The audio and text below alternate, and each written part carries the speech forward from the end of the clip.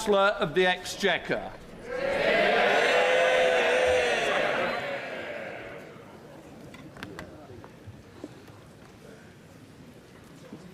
Mr. Speaker, this government has the right economic plan for our country.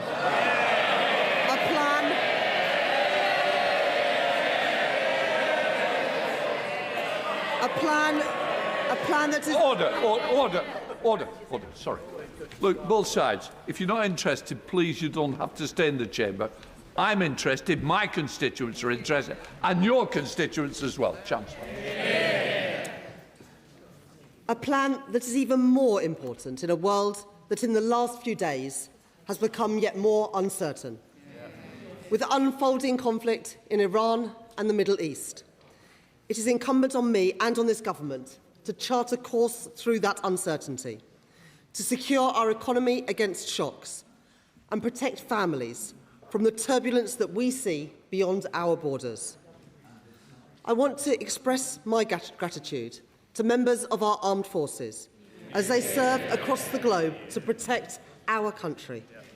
And I want to reassure this House that I am in regular contact with the Governor of the Bank of England, with my international counterparts and with key affected industries, including our maritime sector. And tomorrow I will meet with our North Sea industry leaders to discuss the implications that they face and work with them to manage this uncertain period. Mr. Speaker, in an increasingly dangerous world, I am proud to be the Chancellor that is delivering the biggest uplift in defence spending since the Cold War. With £650 million committed in January to upgrade our Typhoon fighter jets, a new Royal Navy frigate launched from Rosyth last week, and just yesterday, our £1 billion helicopter deal with Leonardo. I am in no doubt about Britain's ability to navigate the challenges we face. The plan that I have been driving forward since the election is the right one. Stability in our public finances, investment in our infrastructure, including our armed forces, and reform to Britain's economy. It is a plan to reshape our economy and break with the failed ideas of the past. Building growth are not just the contribution of a few people in a few places, but in every part of Britain, with a state that doesn't stand back, but that steps up, strengthening our trading relationships and our alliances, creating capacity in our economy through affordable housing, better transport and free childcare. An active and a strategic state, building growth and economic security in an uncertain world. Stability is the single most important precondition for economic growth. That is why we have committed to a single major fiscal event a year, limiting major policy changes to the budget and giving businesses and households the certainty that they need. Today, the new forecasts from the Office of Budget Responsibility show that our plan is the right one. Inflation is down. Borrowing is down. Living standards are up and the economy is growing. Mr. Speaker, this government has restored economic stability. The previous government allowed inflation to skyrocket to over 11%. They stoked interest rates to 15-year highs and delivered the first parliament on record where people were poorer at the end than they were at the start of the parliament. That is their record. Well before the pandemic. I recognise the impact that what the Conservatives did had on families. We promised change at the election, and I understand the responsibility on me to deliver that change. I know that the question that people will ask themselves at the next election is this: are me and my family better off? I am determined that the answer will be yes. The promise that we changed the change that we promised has already started. There have been 6 cuts in interest rates since the general election, the fastest pace in reduction in 17 years. And inflation has fallen. For businesses, that means lower capital costs and greater uncertainty. And for families, it means more money in their pockets to spend in local shops and on the high streets. Those interest rate cuts will save households over £1,300 per year on a typical new fixed-rate mortgage. And real wages have risen by more in the first 18 months of this Labour government than they did in the first 10 years of the Tory government. At the budget, I went further to deliver the change that people rightly demand. I extended the 5p cut in fuel duty for a further 5 months. I froze prescription charges for the 2nd year in a row. I froze rail fares for the first time in 30 years. And I am taking £150 off of energy bills from next month. In February, the Bank of England confirmed that inflation will fall faster because of the action that I took in the budget. And today, the Office for Budget Responsibility expects inflation to come down even faster than it forecast in the autumn. Mr. Speaker, in the current global context, with the risk that rising energy prices will put upward pressure on inflation, the action that I have taken is even more crucial. Keeping inflation low and stable is the best way to support family incomes and reduce pressures on the cost of living. But that's not all we've done. This Labour government has funded 30 hours of free childcare for working families. We are rolling out free breakfast clubs at primary schools. And we are set to achieve the biggest reduction in child poverty over a parliament since records began by reversing the shameful 2-child limit imposed by the party opposite. That is the moral choice for the children who will no longer go to school hungry, and for the women who will no longer have to suffer the grotesque indignity of the rape clause. And scrapping the 2-child limit is an enduring investment in our children and in our future, to realise the potential of young people whose otherwise potential would be wasted. The Tories have said that they would reinstate that destructive policy. And now Reform are saying exactly the same thing.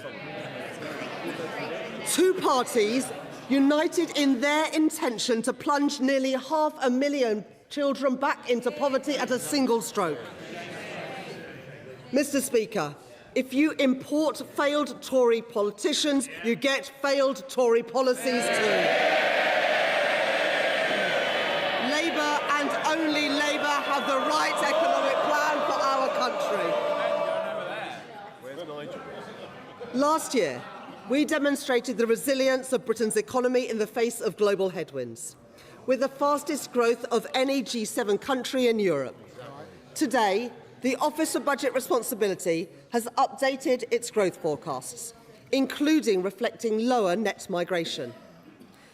Average growth across the forecast period is largely unchanged, while the OBR has adjusted the profile of GDP so that it grows slightly slower in 2026 and then faster in both 2027 and 2028. So GDP is forecast to grow by 1.1% in 2026, 1.6% in both 2027 and 2028, and 1.5% in both 2029 and 2030. I've always said that growth is for a purpose, to make working people better off.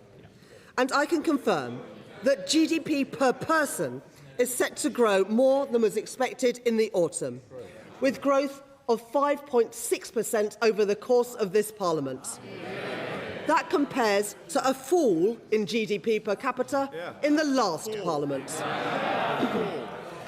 And by the next election, after accounting for inflation, people are forecast to be £1,000 better off per year. Oh, I didn't hear them that time. We promised change, Mr. Speaker, and we are delivering that change. The economy is growing, living standards are rising, and inflation has fallen. But I'm not satisfied yet with these forecasts. I know that the economy is not yet working for everyone, and that the deep economic scars left by the party opposite and their mates in reform are still blighting the lives of too many people. In today's forecasts, unemployment is set to peak later this year and then fall in every year of the forecast period, ending the forecast period at 4.1%, lower than it was at the start of the Parliament. But young people in particular are still suffering from the aftermath of years of Tory mismanagement. In the last 5 years of the previous government, the number of young people not in education, employment or training increased by 113,000. The number of inactive people reached record highs under their government. And over the last decade, apprenticeship starts by young people fell by 40%. This government will not leave an entire generation of young people behind.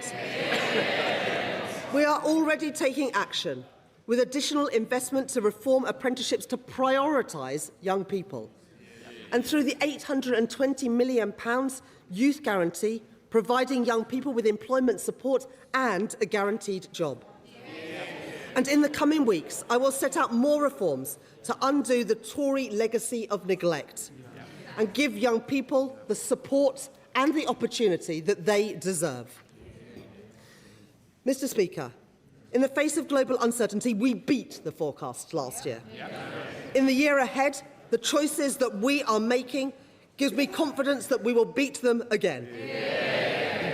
And in the year ahead, more of the choices that we have already made will come into effect. Discounts on business energy costs, trade deals with India, the US and the EU, reforms to back our entrepreneurs, investment in our infrastructure, skills funding for further education and more planning reforms. Progress opposed by the Conservatives, opposed by Reform, opposed by the Liberal Democrats and opposed by the Green Party too. Because it is Labour and only Labour that has the right plan for our country.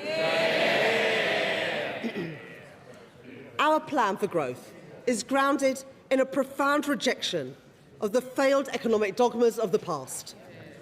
The trickle-down, trickle-out thinking that produced ever-diminishing returns for working people. I know that an economy cannot be working if it is delivering for only a few people in a few places.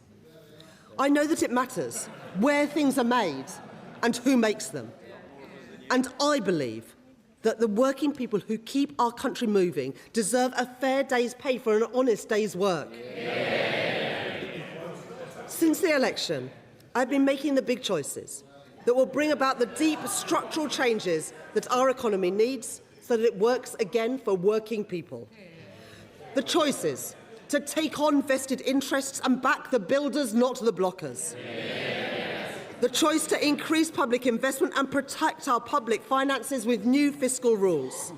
And the choice to give people in all parts of our country the opportunities that they deserve. By reforming the Treasury spending rules in the Green Book to unlock investment in all of our urban, rural and coastal communities. Mr. Speaker, those are the right choices for our country, for security, for stability and growth. Today's forecasts from the Office of Budget Responsibility show that they are starting to pay off. And I am clear-eyed about where the opportunities for the British economy lie in this Parliament and beyond. In my second May's lecture in 2 weeks' time, I will set out 3 major choices that will determine the course of our economy into the future. To go further in strengthening our global relationships, breaking down trade barriers and deepening alliances with our European partners for a more secured and connected economy. To go further in backing innovation and harnessing the power of AI, so that entrepreneurs and innovators thrive here in Britain and so that working people reap the rewards. And to go further in transforming our economic geography, so that we can build growth on a broad and stable basis, spreading opportunity and unlocking opportunity in every part of Britain. Mr. Speaker, I came into politics because I believed in a government that stands up for working people.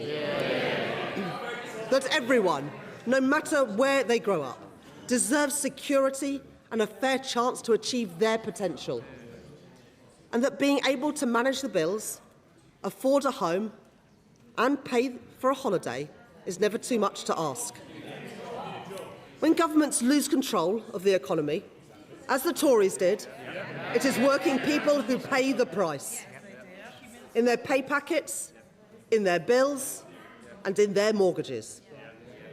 That's what the party opposite inflicted on working people over 14 years. Austerity that cut off investment, Brexit, which cut us off from our closest trading partners, and Liz Truss's disastrous mini-budget, cheered on by the Leader of the Opposition and by the Honourable Member for Clacton. Oh, he's not here today. No, he's never here. Mr. Speaker, 5 Prime Ministers, 7 Chancellors, 11 plans for growth, and at the end of it all, the only Parliament on record where living standards were worse at the end than they were at the start, and a £22 billion black hole in the public finances. That is their legacy. And make no mistake, the Tory Tribute Act up there, they would do exactly the same thing. They may have changed the colour of their rosettes, but the British people won't forget that they are the exact same people who wrecked our public services and wrecked our public finances in the Tory government. The same people, the same policies and the same disastrous outcomes for working people. The Tories left our country, our people and our allies exposed. They had no plan and no intention to fund their pledge to spend 2.5% of GDP on defence. And reform would go one step further by ditching our allies and siding with Russia. While the Green Party want to take us out of NATO and jeopardise our alliances. Well, she shakes her head. I don't know if they've changed their policy, but their policy is to take us out of NATO. So let me be clear. It is Labour and only Labour that can provide social justice, national security and fiscal responsibility.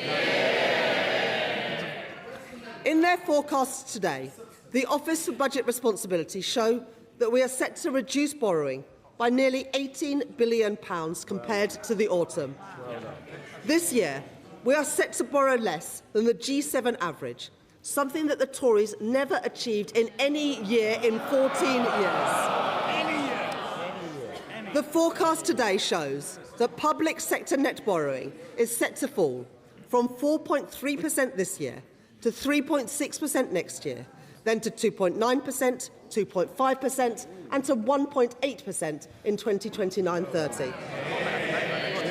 And even after funding other measures announced since the budget, including the new special educational needs system set out by my right honourable friend, the Education Secretary, last week, headroom against the stability rule in 2029-30 has increased from £21.7 billion to £23.6 billion, with headroom against the investment rule also higher at £27.1 billion.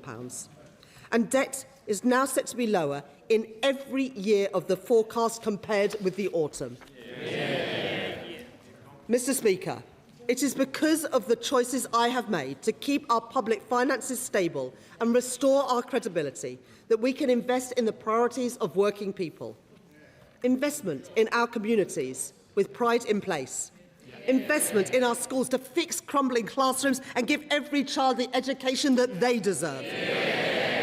And investment in our NHS to bring waiting lists down and with a record cash settlement. I have never accepted that we have to choose between social justice and fiscal responsibility. Because there is nothing progressive, nothing Labour, about spending £100 billion a year. That's £1 in £10 of what government spends, just paying on the interest of the debt racked up by the party opposite. After their disastrous mini-budget, our debt interest rate soared towards the highest in the G7. And from my budget to this forecast, while average yields rose for the rest of the G7, yields on UK government debt fell. The Tories squandered Britain's credibility. My plan is rebuilding it. Already, because of the action that I have taken, we are expected to spend nearly £4 billion less on debt interest next year than was forecast in the autumn. And if we stay the course and stick to our plan, and our debt interests return to the G7 average, where they were before they wrecked things with Liz Truss's mini-budget, we will have £15 billion a year more for the priorities of working people and to make working people better off. That is the prize on offer. That is the prize within our grasp. This is the right plan. A plan that is more necessary than ever before in the world of uncertainty. A stronger and more secure economy. Inflation and interest rates falling. Resilient public finances. And in every part of Britain, working people better off. Mr. Speaker, every additional patient treated in an NHS hospital, every child lifted out of poverty, every breakfast club in every school is because of the choices that we have taken. And because I have the right plan for our country. But let this House be in no doubt. Every pound that we have invested, every pound in the pockets of working people, every pound that we have secured in this forecast today can be wiped out by a change of course. So we must reject a return to austerity, to protect our public services and invest in Britain's future. We must reject the temptation of easy answers and reckless borrowing, to protect family finances and get the cost of living down. And we must reject the political instability which would put at risk all the progress that we have made. My plan is the right one. I am in no doubt about how great the rewards can be if we stay the course. The forecasts today confirm that the choices this government have made are the right ones. Stability in our public finances, interest rates and inflation falling, living standards rising, more children lifted out of poverty, more appointments in our NHS, more investment in our infrastructure, a growing economy and more money in the pockets of working people. Mr. Speaker, these are the right choices. This is the right plan, and I commend this statement to the House.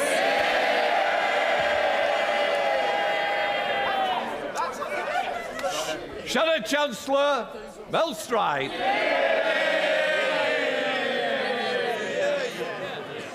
Mr. Speaker, is that it?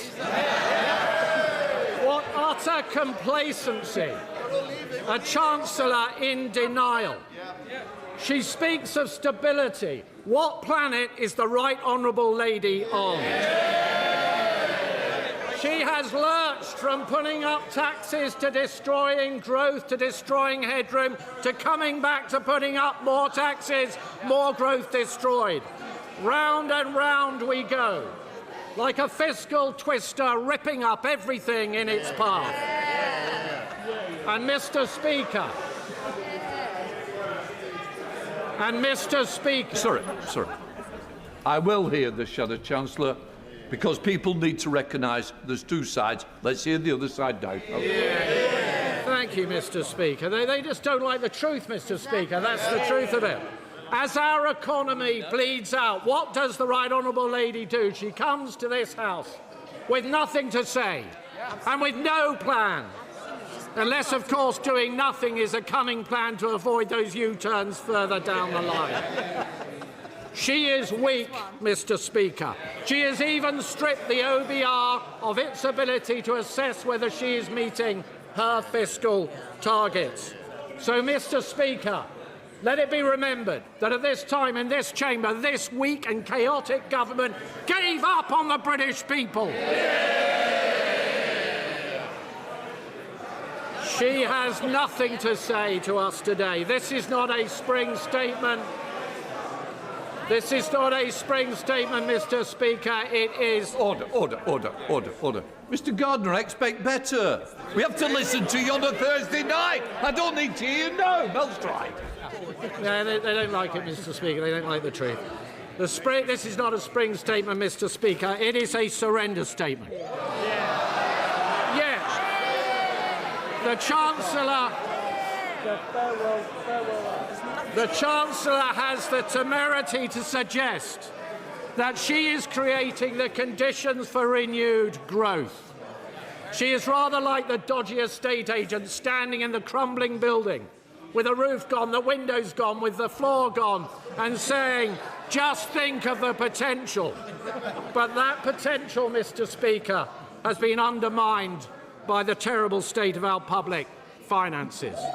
When it comes to the deficit, she knows, the Right Honourable Lady knows, when it comes to borrowing, that borrowing this year is almost double that which was forecast at the time of the general election. She knows that the forecasts are predicated on the numbers she has given to the OBR that they have to accept, including squeezing spending at the end of the Parliament, raising taxes, raising energy bills at the same time.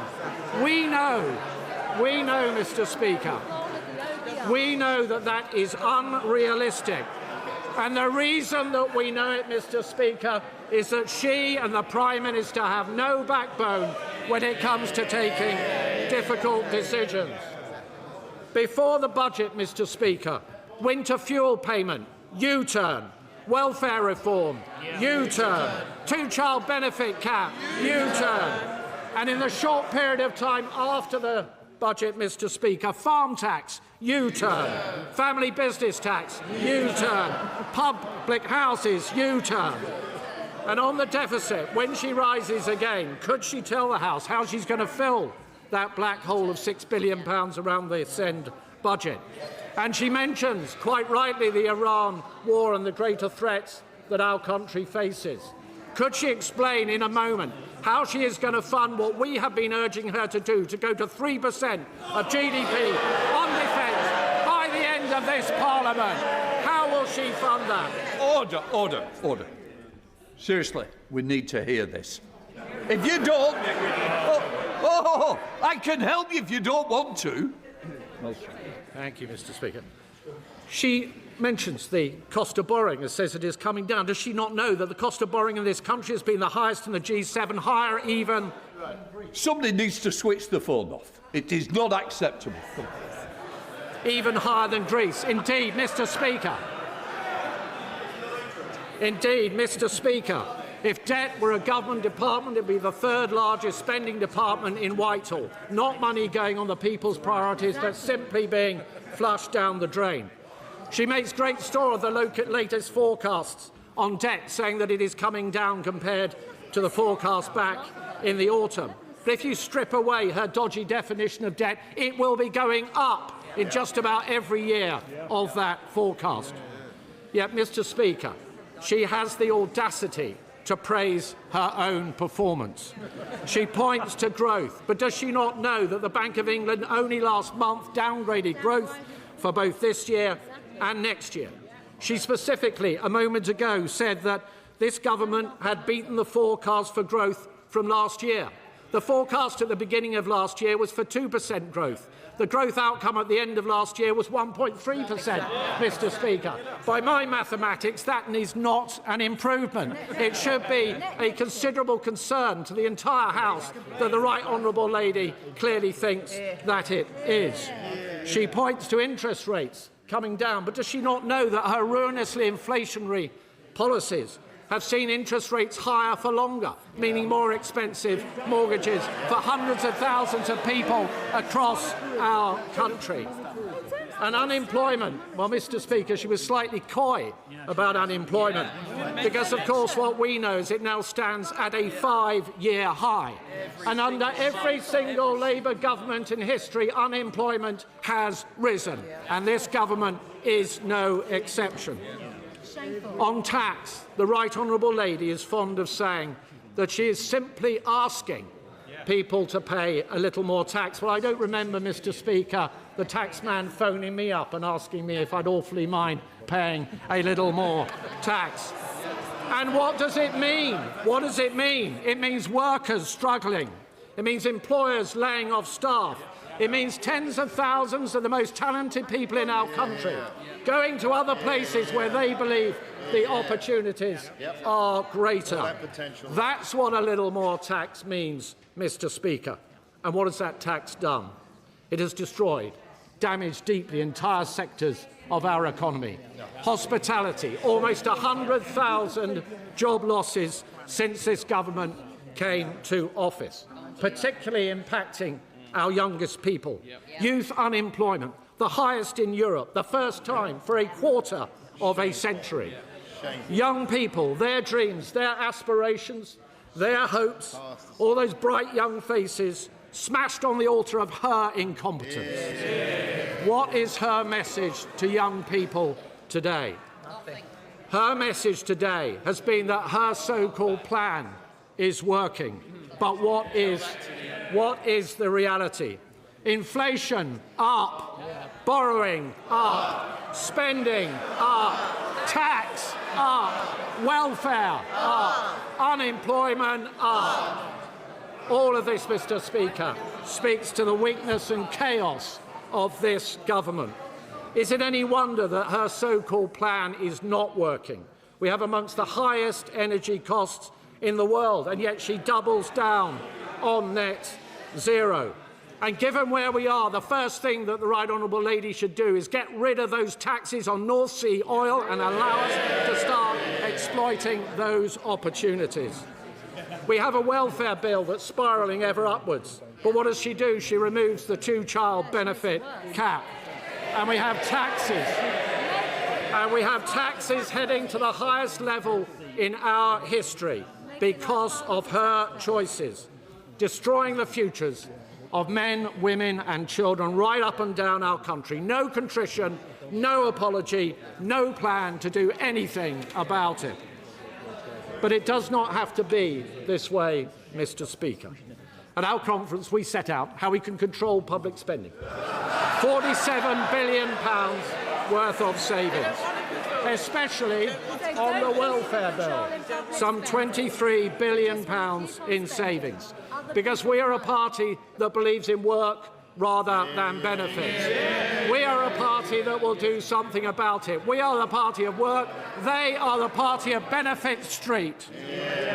We will bring taxes down to kickstart the economy, abolish stamp duty, scrap business rates for businesses on our high streets, a £5,000 tax cut for our young people, a cheap power plan. We will fix student loans. We will invest in apprenticeship. And through our golden rule, Mr. Speaker, we will get on top of the deficit. And by doing that, we will grow the economy. That's our plan. What is her plan? The truth, Mr. Speaker, is that she has no plan, or as her Health Secretary said, there is no growth strategy at all. And even if she did have a plan, she would be too weak to deliver it. The psychodramas swirling around Number 10, the almost daily scandals visiting the door of the Prime Minister, the sight of our once person at the highest level within the diplomatic service being carted away in a car by the police, and backbenchers calling the shots. The Chancellor's credibility has gone. The Prime Minister's Chief of Staff has gone. His Cabinet Secretary has gone. But somehow the Chancellor hangs on. But through the chaotic fog, Mr. Speaker, the drums are drawing ever closer. The British people deserve so much better. So for the hard-working people in our country crushed by taxes, by those denied employment, by the farmers and the family business owners who have suffered in fear for too long, for every hollowed-out high street, for every young person robbed of their future, for every elderly person struggling to survive, for the generations yet to come, we say go. Chancellor of the Exchequer. Thank you. Well, I know that the OBR.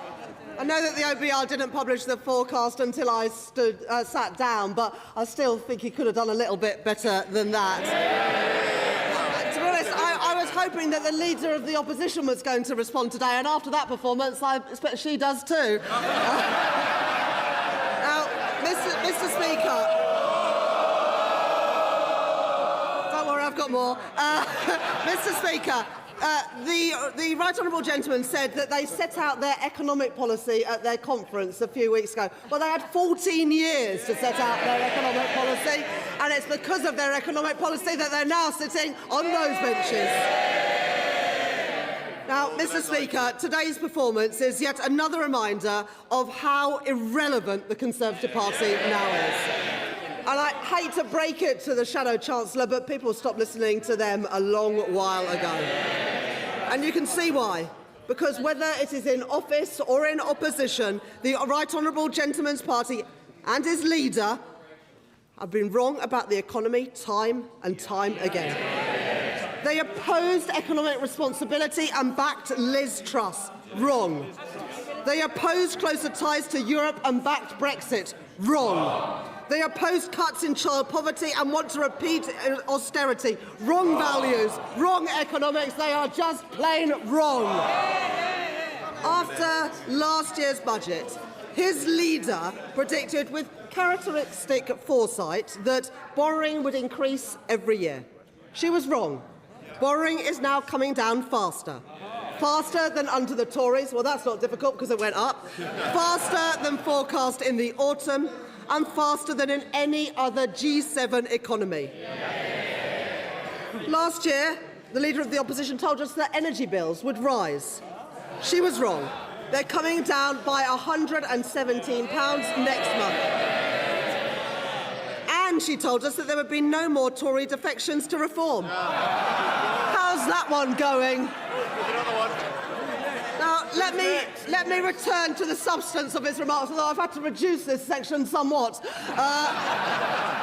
The Shadow Chancellor mentioned student loans, but he neglected to mention that he was in the party that tripled university tuition fees, froze thresholds and oversaw higher interest rates, which led to the problems we are in today. Now, on special educational needs, they left a system in utter crisis, as every parent, every child and every school will tell you. So we'll take no lessons from them. But in terms of where the money's coming from, it's sat out today in the documents. But of course, the Shadow Chancellor doesn't know that because he didn't even bother listening to my statement. Now, the Shadow Chancellor mentioned defence, but he neglected to mention that it was his government that left office without any plan to fund their pledge to spend 2.5% of GDP on defence. And it is this government, and with me as Chancellor, that we are delivering the biggest increase in defence spending since the Cold War. Now, the Shadow Chancellor mentioned a welfare bill, and on this one, I've got to say it is a little bit rich, because he neglected to mention that the welfare bill rose twice as fast in the last Parliament, and that he was Secretary of State for Work and Pensions. Mr. Speaker, they broke the welfare system, and it is this government that is fixing it. Now, the Shadow Chancellor mentioned youth unemployment. And as I said, there is more that needs to be done. After they increased the number of young people not in education, employment or trading by 113,000 and slashed the number of young people starting apprenticeships by 40%. So, Mr. Speaker, we'll take no lessons from the party opposites. They're the arsonists, not the fire brigade. And if they can't be honest about the mess they've made, no wonder they can't recognise that we are fixing it. Today's forecast shows that debt is down, borrowing is down, inflation is down, and interest rates are down from 5.25% where they left them to 3.75% today. And investment, living standards and growth, they are all up. Let me break it to him and to his leader. There's no blank page for the Tory party, no year zero. They gave us chaos and instability. Labour is fixing it. They gave us austerity. Labour is investing in Britain. They gave us 14 years of barely managed decline, and we are reversing it. Now, we know that if they ever get the chance, they'll do all of the same again. More chaos, more kids in poverty, more and deeper cuts. It would be terrifying if there was any prospect at all that they would ever win an election again. Now, the leader of the opposition can keep turning up every week, but it's a total waste of time. Their party is the past and not the future. And I don't know what is more pathetic. The culprits who jumped ship and joined Reform and its Russian mates, or the culprits who stayed in the Conservative Party and pretended that the last 14 years never happened. Either way, the choice is clear. Investment with Labour or austerity with the Conservatives. Stability with Labour or more chaos with the Conservatives. Wrong leader, wrong choices, wrong plan. Only Labour has the right plan for our economy and for our country. Chair of the Select Committee. Thank you, Mr. Speaker. And I have to say, the sound and fury from the opposite, the Shadow Chancellor, is extraordinary when it was his government that ran this country and citizens into chaos with the interest rate increases and inflation increases under the Truss mini budget. I welcome today's forecast partly, Mr. Speaker, because there's been so little speculation along the way, which I'm sure the Chancellor, the markets and the public and businesses welcome. That's the stability and confidence that we need to see. The Chancellor laid out her 3 choices to promote growth, and she will be appearing in front of the Select Committee next week, where we hope to probe her further. But in the meantime, can she tell us which of those 3 areas is she most excited about to grow the British economy? Chancellor. Thank you, Mr. Speaker. Can I thank my honourable friend for that question? I think the biggest change that we can make is ensuring that growth takes place in all parts of our country, rather than just a few people in a few parts of Britain. And the changes to economic geography that we started by changing the Green Book to give every part of our country the fair chance to get the investment and opportunity that they deserve means that growth will benefit everybody, not just a small few. Daisy Cooper, Liberal Democrat spokesperson. Thank you, Mr. Speaker. The country is paying the price for 2 anti-growth Labour budgets. Growth has flatlined. Youth unemployment is up, and the cost of living crisis grinds on, pushing people and businesses to the brink. So we are pleading with the Chancellor. Please, for the sake of our country, put a laser-like focus on getting a better trade and defence deal with Europe so we can protect our country, get Britain growing again and end the cost of living crisis. The Chancellor says that she will be making an announcement about trade relationships in a couple of weeks, but this government is 18 months in already. The Chancellor could have used today's spring statement to announce the government's intention to negotiate a new UK-EU customs union to kickstart growth, cut red tape for business and build ties with our reliable allies in the face of Trump's chaos. Why didn't she? Mr. Speaker, the spring statement comes at a critical time for our national and economic security. OBR projections will soon be out of date. Trump's illegal actions in Iran this weekend will be felt in people's pockets right here in Britain, with the cost of fuel and food set to rise. The Chancellor could have used today's spring statement to scrap the fuel duty hike, which is due this September. Why didn't she? Mr. Speaker, young people are angry and fed up. The next generation of young people could always expect that they would have a better life than the generation before. But that promise for today's young people has been ripped away. Almost 1 million young people, the highest in more than 10 years, are now unemployed. We are facing a youth unemployment crisis. Mr. Speaker, the Chancellor's Youth Guarantee is simply a sticking plaster for the damage that has been done by the jobs tax. The Chancellor could have used today's spring statement to reverse the jobs tax changes that have undermined job opportunities for young people and part-time workers. Why didn't she? Mr. Speaker, graduates are being ripped off. They've studied hard.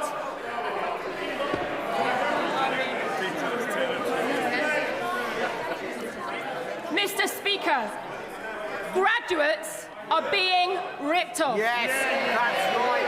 She's right. They have studied hard. They have studied hard. They have done everything they were told to do. But they are facing eye-watering repayment costs and they are struggling to get on in life. Mr. Speaker, on this issue, it is a plague on all our houses. Partisan point scoring does no favours to those young people. We have set out what we would do.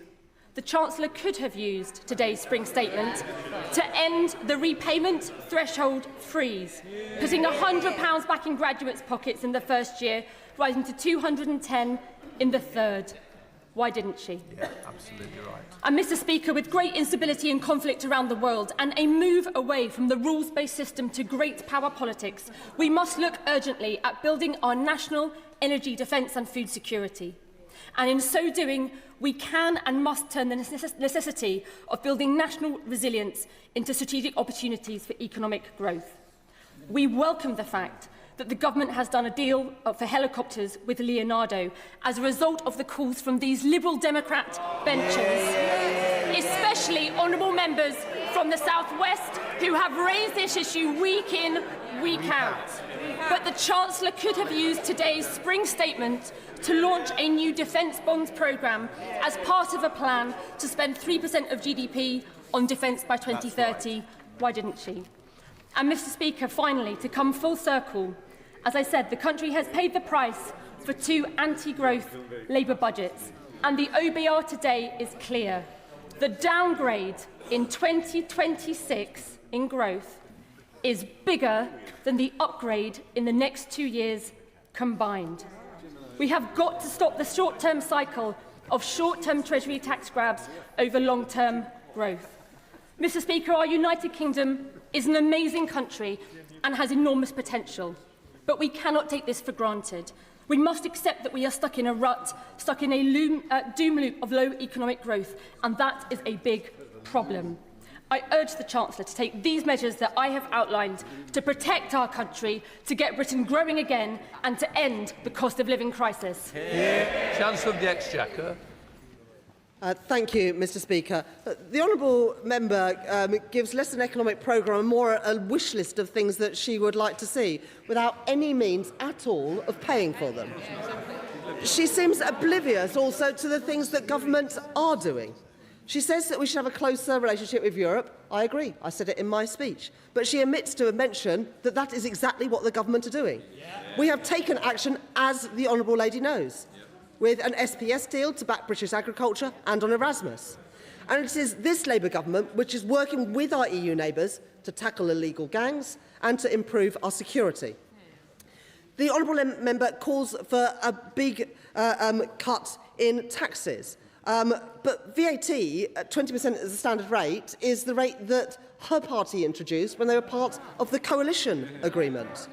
It has been ever since that they were in that coalition. We've provided £4.3 billion of support in business rates and further support for pubs and live music venues.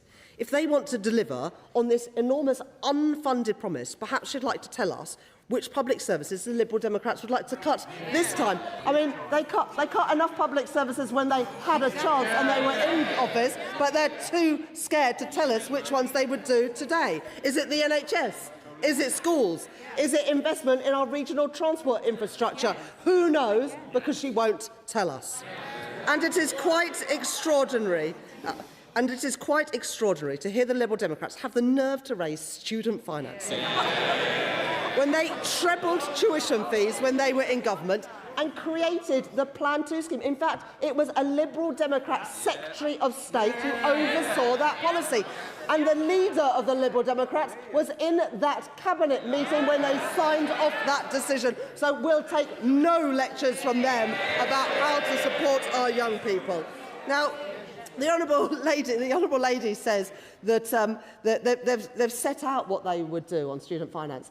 Is that a bit like what you did in 2010 when you set out what you were going to do on student finance? Because I remember in 2010, what was it? What were they going to do with tuition fees? That was it. They were going to abolish tuition fees. But that's not what they did, is it? What did they do? Oh, they tripled them. So why should we believe a word that the Honourable Lady says now on student finance? So some of us haven't forgotten that they teamed up with the Tories to cut our police, cut local government and cut our armed forces spending too. And, Mr Speaker, we are dealing with the consequences. That is why we are investing in our public services, to fix the damage that they did with the Conservatives. What have they been doing? Opposing our investment in the NHS, because that is what it means when you say you want to reverse the tax changes that we've brought in. Because the only reason we've got £29 billion more a year to spend in the NHS is because of the tax changes that we made. You can't have one without the other. The Liberal Democrats need to understand that. They're opposing our plans to build more homes. They're opposing our plans to make work pay. They opposed VAT on private schools to help the 93% of kids in our state schools. Mr Speaker, they are simply not serious. Yuan Yang. Thank you, Mr Speaker. I thank the Chancellor for her strong statement, and in particular for her words on deepening our alliances with our European partners.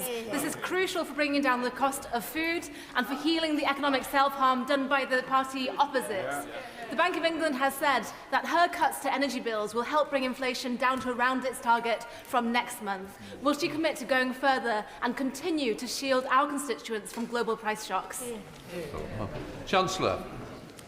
Thank you, Mr Speaker. The Bank of England forecast that the actions that I took in the budget last year would reduce inflation by around 0.4 percentage points, and that inflation would be back close to target from April. That reflects not just taking £150 off energy bills, but also freezing prescription charges and freezing rail fares as well. Of course, the events unfolding in Iran and the Middle East have resulted over the last couple of days in gas prices going up by more than 60% and oil prices going up by more than 10%, which shows why the plan that we've had to take money off energy bills but also ensure our public finances are in a stronger place, mean that we're in a better place than we would have been 18 months ago after the mess left by the party opposite. Sir Jeremy Hunt. Thank you, Mr Speaker. Given what the Chancellor has just said about gas prices going up nearly 50% in the last week, her budget promise to reduce household energy bills by £150 is going to ring hollow for many people.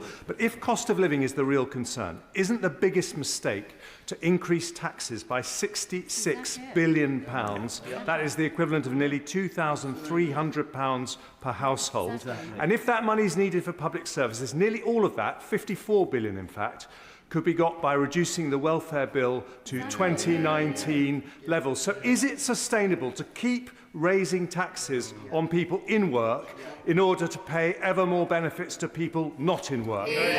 Chancellor of the Exchequer. I've got huge respect for the right honourable gentleman, but he left a massive black hole in the public finances. There hadn't been a spending review for years, and during that time, inflation had gone through the roof because the Conservatives lost control of the public finances, and so we had to find the money to properly fund our National Health Service. And it is a bit rich for the party opposite to say that we should bring welfare spending down when they presided over a huge increase in welfare spending.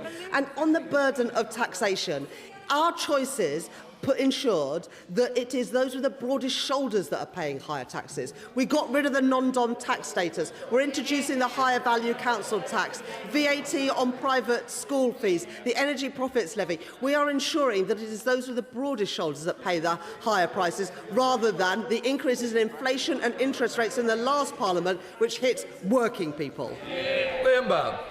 Thank you, Mr Speaker. The plan the Chancellor has just set out this afternoon shows that inflation is down, debt is down, bills are down, headroom is up, growth is up, and living standards up. I'd say that's testament to a plan for stability that's working. But that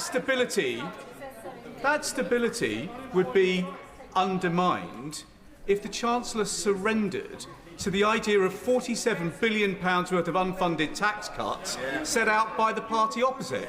So will she resist those calls, and as fiscal headroom opens up, will she look again at what can be done to drive down energy costs for small business and genuinely reform business rates, so that we are backing our wealth creators and not gambling with public finances like the party opposite? Chancellor of the Exchequer.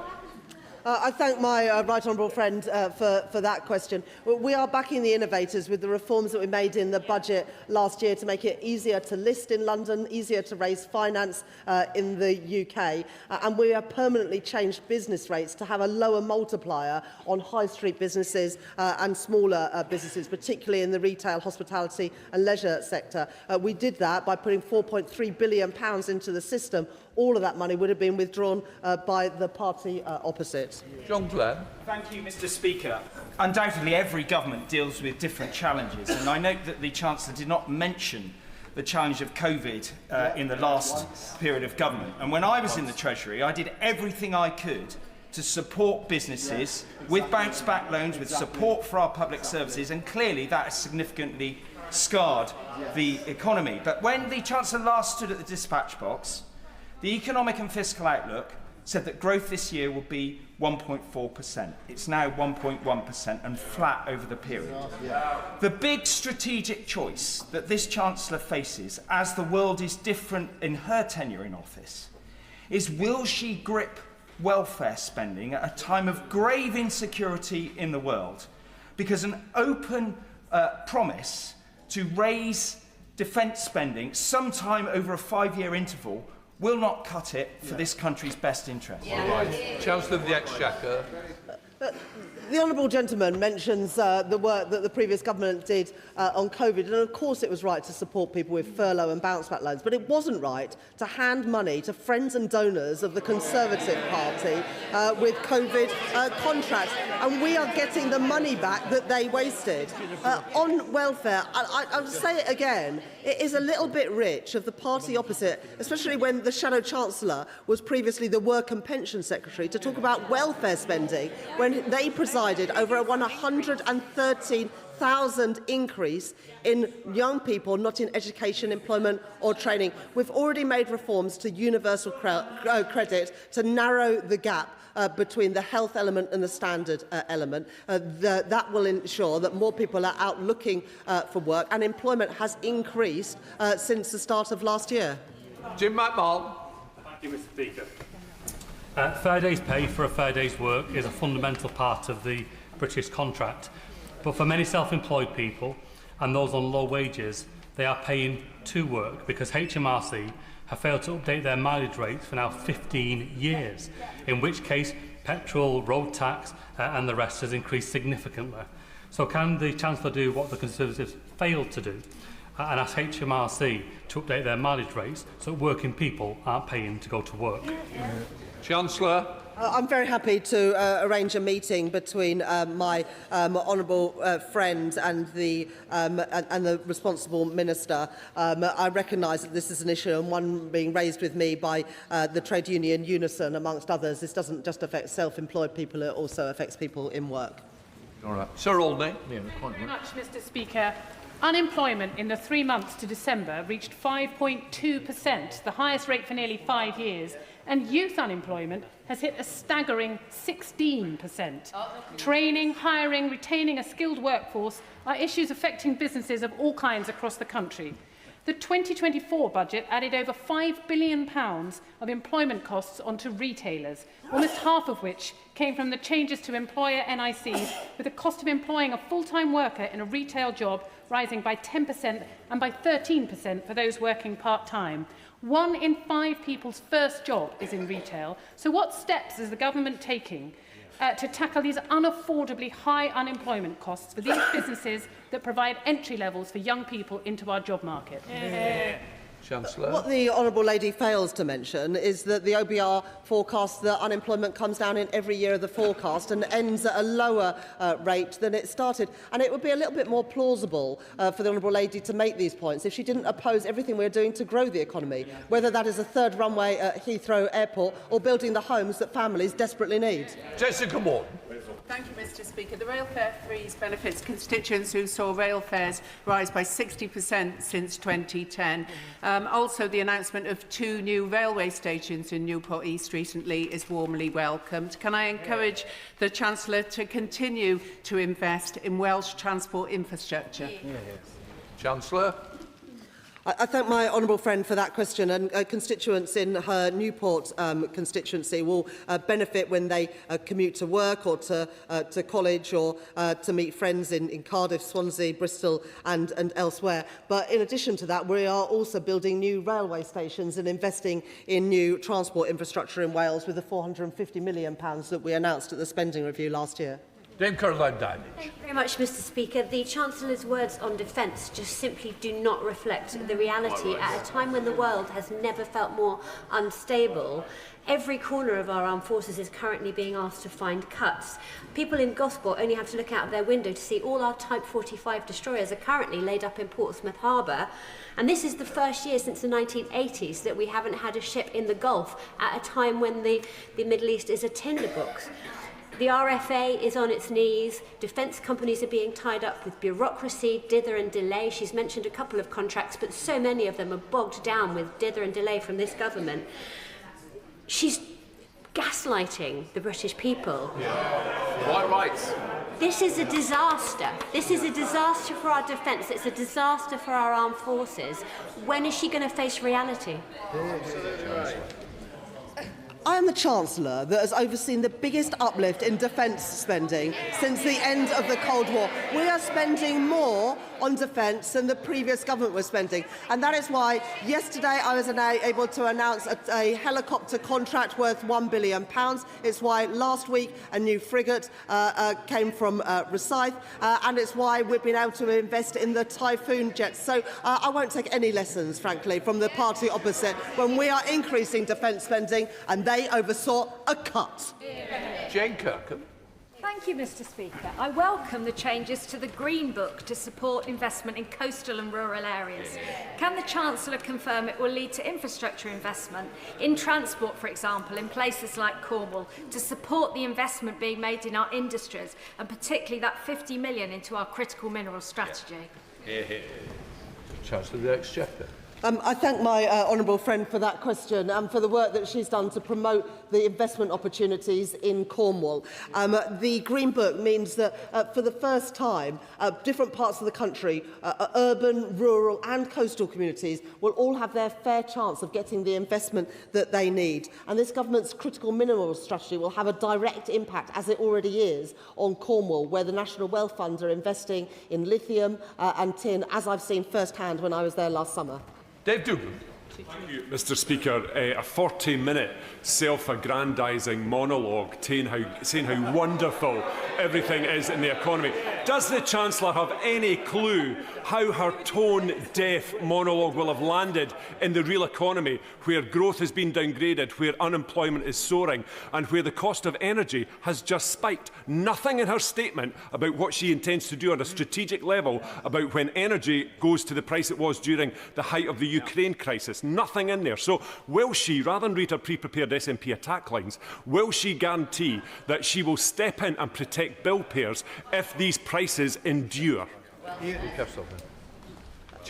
Mr. Speaker, we have taken action to reduce energy bills by £150 from next month. And as I said in my speech, because of the stability that we've returned to the economy, the cuts in interest rates, the cuts in inflation, in interest rates, and the cost of government borrowing means that despite the headwinds from the Middle East and Iran, we are in a strong position to be able to respond to that. Bill Esterson. Well, thank you, Mr. Speaker. Well, the conflict in the Middle East is, of course, a reminder of the need to reduce our dependence on fossil fuels which set the price of our energy bills for consumers and for businesses. 80% of the time, gas sets the price for electricity.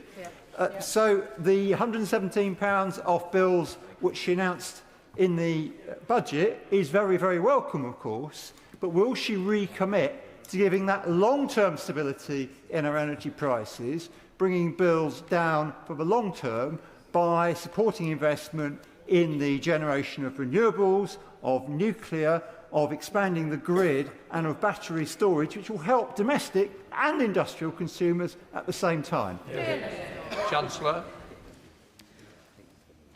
I thank the Chair of the Select Committee for that important question. And he's absolutely right. Whether it is the successful auction round 7 that we've just completed for investment in new renewable energy, or the planning reforms to make it easier to build the grid connections and also the wind farms, we're taking the action to secure our energy supplies. And, of course, the investment we put in through the spending review last year to both Sizewell C and also to small modular reactors that will be built in Wales by Rolls-Royce. Esther Magby. Thank you, Mr. Speaker. Does the Chancellor now accept that there is a correlation between increasing national insurance contribution on employers and higher levels of unemployment? Or does she still believe those two things are not connected in any way? What there's definitely a correlation between is the number of years the Conservatives are in office and how much worse off working people are. Joanna Baxter. Thank you, Mr. Speaker. I welcome my Right Honourable Friend's statement today and her commitment to growth in all parts of the United Kingdom. So I wonder if she could set out for us in a little more detail the Barnett consequentials arising from her statement, and whether she agrees with me that it's increasingly important that in May we elect a government that will spend that money wisely, and that means electing a Labour government in Holyrood led by Anna Sarwar. Chancellor. I thank my honourable friend for that question. In the spending review last year, we set out a record settlement for the Scottish Government as well as for the Welsh Government and the Northern Ireland Executive. And I can tell the House and my honourable friend that today, because of the decisions we're making, I can announce an additional £900 million Ardell spending and £20 million CDEL spending over the spending review between 26-27 and 2028-29 for the Scottish Government. And like my honourable friend, I very much hope that it will be Anna Sarwar and a Labour government spending that money rather than the SNP wasting it and presiding over higher NHS waiting lists. Robert Jenrick. Thank you, Mr. Speaker. The Chancellor's like a rogue landlord who keeps squeezing the tenant with higher and higher rent. All the while, the property is going to rack and ruin. I don't know who she's speaking to, but she needs to get out and talk to hard-working people who are hard up right now. People worried about their bills and the lack of good jobs. Not the extremists that she cozies up to for votes. Now, the next scheme that the Chancellor has, to raise taxes on working people is to hike fuel duty at the pumps. Will she cancel it? Will she give some relief for care workers, for white van men, for hard-working people who get up early in the morning and drive to work, and who are the backbone of this economy? Chancellor of the Exchequer. May I be the first to congratulate the right honourable gentleman on his new role. I know it wasn't the first job he wanted, or indeed the second one, but a spirited intervention. I'm not sure if he shared this one with George Osborne. I could venture maybe one piece of advice. The thing about betraying your party is that you have to stop asking your old friends for advice. But perhaps, given that he called his new colleague Zia useless a couple of months ago, he needs all the friends that he can have. Now, it might have been a couple of weeks ago, but the right honourable gentleman used to be in a party that was going to get rid of the fuel duty support just 3 months after losing office. That was in the plans that we inherited and we scrapped them. As a result, we have extended... Well, they say it's rubbish, but it was actually in their last budget. And party's budget and his party's manifesto. Abrahams. Thank you, Mr. Speaker, and I welcome my right honourable friend, the Chancellor's statement. and absolutely agree that this year, this is when the British public will start to feel the difference of having a Labour government. But I wonder if my right honourable friend could just expand on what she's doing to ensure that all dimensions of inequality, income, wealth, power and health are tackled, and that these benefits are felt all across the country and in all communities. Chancellor Dexter. I thank my honourable friend for that question, and the OBR confirmed today, but at the end of this Parliament, people will be £1,000 a year better off. That compares to a fall in living standards under the previous government. And in terms of my honourable friend's constituency in Oldham and Saddleworth, I know that she has Pride in Place funding to ensure that we are investing in those places that were forgotten and left behind under 14 years of Conservative governments. I hope the Chancellor will accept that I'm someone who's challenged successive governments over inadequate defence spending. And if she does, will she also accept that it's not a wise idea to keep comparing current defence spending with the levels of defence spending, quotes, since the end of the Cold War? We're not in since the end of the Cold War now. We're in a hot war in Europe, and we're in an incendiary war in the Middle East. Does she know what percentage of GDP Mrs. Thatcher spent during the Cold War years of the 1980s? I'll give her a clue. It was twice what we spend now in terms of percentage GDP. Chancellor. The honourable gentleman stood on a manifesto a year and a half ago that had absolutely no explanation of how their party was going to increase defence spending. This government have increased defence spending, and so instead of criticising, I'm surprised he didn't welcome it. Thank you, Mr. Speaker, and I thank the Chancellor for outlining how we will finally turn the wheels on the 14 years of suffering that many constituents in my constituency and across the country have been feeling.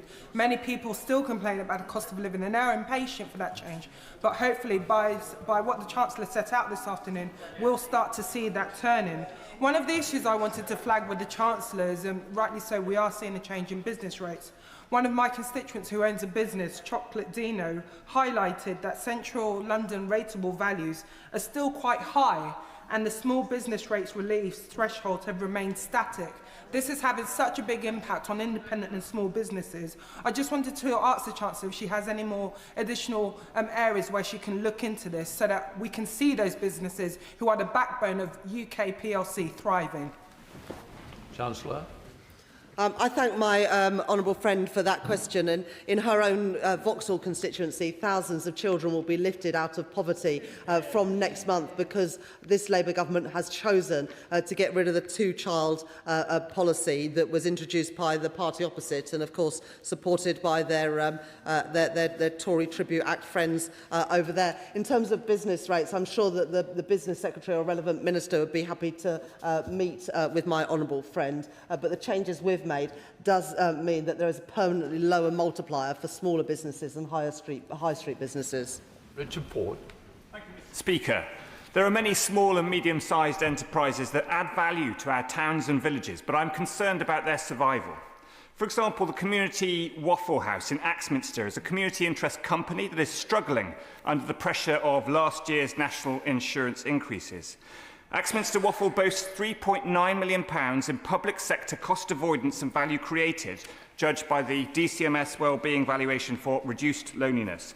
Will she consider VAT relief to take account of the public sector cost avoidance by the CIC and other hospitality businesses? Chancellor. This Labour government have permanently reduced the multiplier faced by small businesses and high street businesses, the business rate system that we inherited from the previous government. And the honourable gentleman mentions VAT. When Labour left office in 2010, VAT was 17.5%, and the Conservative government, with the help of the Liberal Democrats, increased it to 20%, and it's been there now for 25 years. If you want to cut taxes, you also have to explain which public services you're going to cut. We've increased spending by £29 billion on the health service. That was the right decision, but it was only possible because of the tax decisions we've made. Thank you, Mr Speaker. The stability the Chancellor has brought back to our economy has allowed us to allocate record levels of infrastructure investment. Alongside this, a Green Book review creates the conditions for meaningful investment in previously left behind places like Lancashire. Yet, as the review highlights, places like Lancashire, which do not yet have a mayor, can also lack the capacity and capability to bring forward fully investable business cases. In recent months, myself, Lancashire colleagues and leaders of Lancashire Combined Authority have written to Government asking for interim capacity funding to develop fully investable proposals. The need is urgent, so would the Chancellor meet with me and colleagues to discuss how we can bring forward the game-changing growth projects that Lancashire needs? Chancellor. I thank my honourable friend for that question, and he's a strong advocate for his constituents in Rossendale and Darwin, and also was a big advocate for the reforms to the Green Book that we managed to bring in at the budget last year. And because of those changes, we will now look more favourably at investment opportunities in urban areas and in rural areas, in coastal communities, and in places that have been left behind. And be very keen to welcome any suggestions for specific investments in his constituency, either through the British Business Bank, UK Export Finance or the National Wealth Fund, all of which have had its budgets expanded under this Labour government. Thank you, Mr Speaker. The Chancellor stands there and says that living standards are up and the economy is growing, but people can see the reality in their everyday lives. Unemployment up month on month, energy bills higher than when they came to power, and the latest figures, in fact, show that per person our economy is shrinking. Yet she stands there and says she has the right economic plan for our country. Does she have any idea how that sounds to people out there who are working harder than ever with less and less left over at the end of every month? Chancellor. It's good to see the honourable member still on those benches. I thought that she was going to be joining her Tory Tribute Act friends over there with the MP for Newark. What the Office of Budget Responsibility document shows today is that people are going to be £1,000 better off by the end of this Parliament, whereas under the previous government, living standards actually fell, and GDP per capita by the end of this Parliament is set to be 5.6% higher, whereas under the previous Conservative government, GDP per capita fell. Toby Perkins. Very much indeed, Mr Speaker. My right honourable friend will hear a lot from politicians today, although it appears not from Reform because they've all gone. But does she agree that the most important people to listen to is not the sound and fury in this room, but that those who actually lend money to the government believe that the proposals that she has are worth lending money against, and for that reason the amount that we'll be spending on debt interest is falling, and that unlike the party opposite, they think that the UK is a good credit risk in comparison to those other G7 nations. And can she say any more about how she can bring these electricity prices down to really support that growth that she's all about?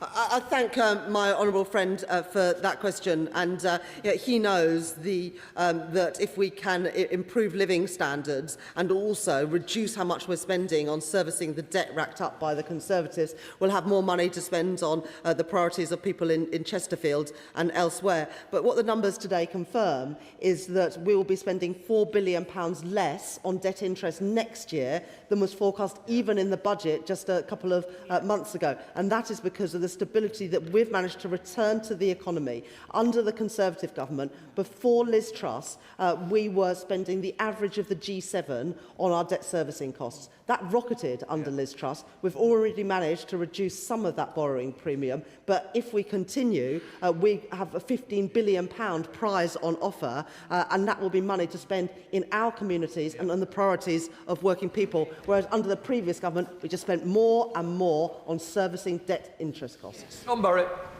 Mr Speaker, the result in Gorton and Denton shows voters want bolder action from politicians against sky-high privatised bills and rents and no families left struggling in poverty. So, will the Chancellor listen and scrap her dysfunctional fiscal rules and start with scrapping the overall family benefit cap, which still means over 200,000 children aren't getting the help they need to live, if not a nice life, at least one without needless, grinding hardship?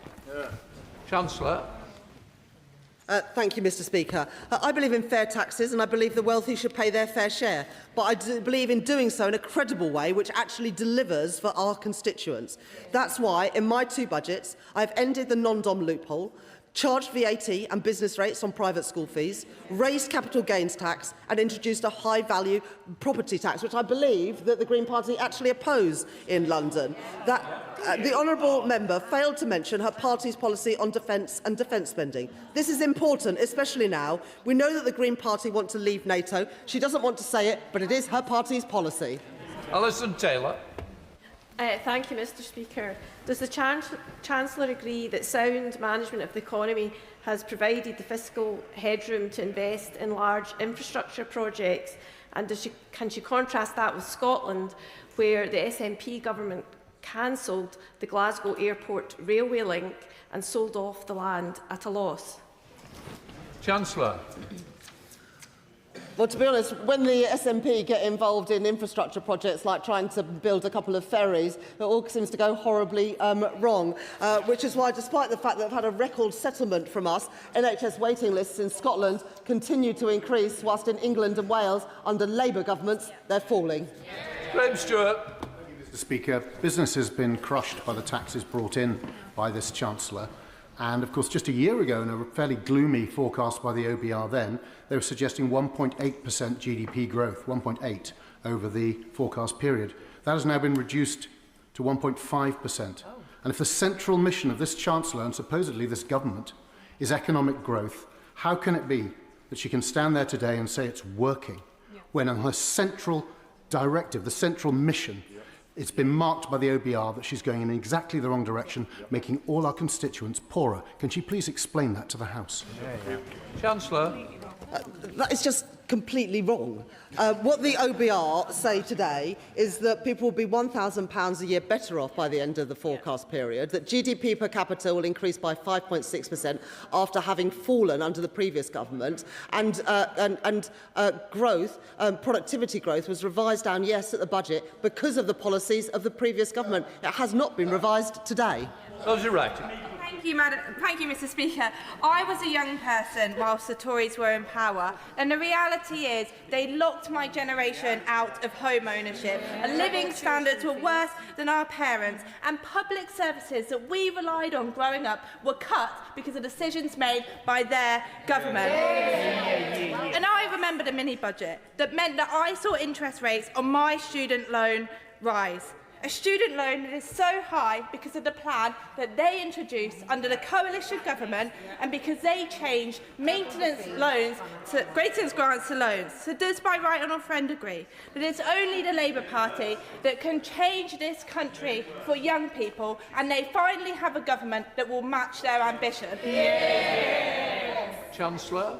I thank my honourable friend for that question. And when I was visiting Kettering with my honourable friend recently, it was just ahead of the investment, the capital investment in a new SEND provision in her constituency, so that more young people, some of the most vulnerable, can be educated locally in Kettering with better outcomes for them. In terms of student finances, the last government lost control of inflation, and of course student loans under Plan 2 and other schemes is linked to inflation. Because we have reduced inflation, we will be reducing how much people pay in interest on their student loans, and that is the best way for helping them. And I hear some shouting from the opposite benches. Inflation went to more than 11% when they were in government, and they froze the threshold. On Plan 2 student loans, which they introduced for many years. Sammy Wilson. Mr. Speaker, the Chancellor raised a laugh at the start of her statement today when she said that she was following the right policies for this country. Policies which have resulted in lowered economic growth, higher unemployment, people staggering under an increased tax burden, and businesses being damaged by employment taxes. And yet she has shown no change. Why has she not addressed the issues of lowering the cost of employing people, of reducing the tax burden on hard-working people to help them with the cost of living crisis, and of reducing energy prices which have been driven up by the net zero policies followed by this government? Does she realise that people will be angered and amazed at her complacency today? Well, Madam Deputy Speaker, GDP per capita, which is what matters in people's everyday lives, has been revised up 5.6% over the course of this Parliament. Unemployment is set to fall in every year and end the Parliament at a lower rate than it started. We're taking £150 off energy bills from next month. And in the spending review last year, we announced a record settlement for the Northern Ireland Executive, and I can confirm today that that settlement increases further by £380 million over 3 years for Ardell spending and £10 million for capital spending, money that you can spend on the priorities of the people in Northern Ireland. Catherine West. Thank you very much, Madam Deputy Speaker, and could I commend the Chancellor for her laser-like focus on young people, including apprenticeship starts and also maintenance grants.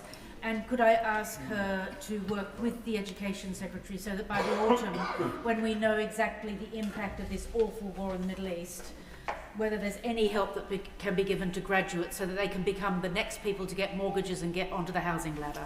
Claire.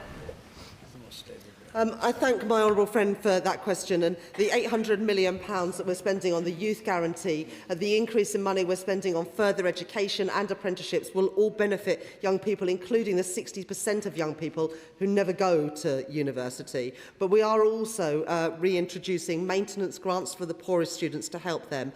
We are also reducing inflation, which will mean that people pay less back every month on their student loans. And my honourable friend rightly mentions that it is the budget where we set out a major fiscal policy. But I would also say, with the events that are unfolding in the Middle East and Iran at the moment, we do need to make sure that we can fund all of the government's priorities and all the priorities of our constituents. Ben Obsijekti. Thank you, Madam Speaker. We've heard several different discussions here on defence today, but may I remind the Chancellor that yesterday morning an Iranian Shahed drone struck the runway at RAF Akrotiri. Now, that wasn't taken out by any counter-drone technology because that was due to be announced in the Defence Investment Plan that the Armed Forces Minister informed me was due to be announced in autumn 2025. It's now spring 2026 and we still haven't seen the Defence Investment Plan. We've had a budget since then and we've now had the spring forecast. Could the Chancellor assure us that all of the recommendations that are pledged to by the government will be delivered from the SDR in the Defence Investment Plan when it's announced? Chancellor. Well, I can assure you that we'll be able to do an awful lot more because we're increasing defence spending compared to the legacy that was left by the Conservative government. The biggest increase in defence spending since the Cold War because of the decisions that we have made as a government and because of the decisions that our Prime Minister made at the weekend. We're degrading the capability of Iran to continue these attacks. Luke Murphy. Thank you, Madam Deputy Speaker, and I thank the Chancellor for her statement. The thing that animates my constituents most is the cost of living and the crisis in their living standards, a crisis that came about as a result of the failed economic policies of the party opposite, who left with the worst record on living standards on record in the last Parliament. So my constituents particularly welcome the action on energy bills, rail fares and childcare. But can the Chancellor confirm that in every policy, legislation and budget in future, she and the government will continue to focus on driving up my constituents' living standards? Chancellor. I thank my honourable friend for his question, and people in Basingstoke will benefit when they commute to work on a train, when they pay for their prescriptions and when they get their energy bills next month that will see them come down. But also by reducing borrowing, and the cost of borrowing means we've got more money to spend on the priorities of people in Basingstoke rather than just paying the interest on the debt racked up by the Conservative Party. Cross. Thank you, Madam Deputy Speaker. The OBR's forecast has again downgraded oil and gas revenues. From March to November last year, it was downgraded by over 41%. From November to March now, it's been downgraded by another 20%. Ouch. By 2030, we're now expecting only £100 million of tax returns from the oil and gas industry, which used to return billions every year. That's because production is falling and investment is going abroad. When the Chancellor meets with oil and gas companies tomorrow, and I hope she has a great meeting, they will tell her that the reason and the thing that they need is the EPL to be taken away, because that's costing jobs, investment and energy security. Is she going to listen to them, or will she keep ignoring the sector?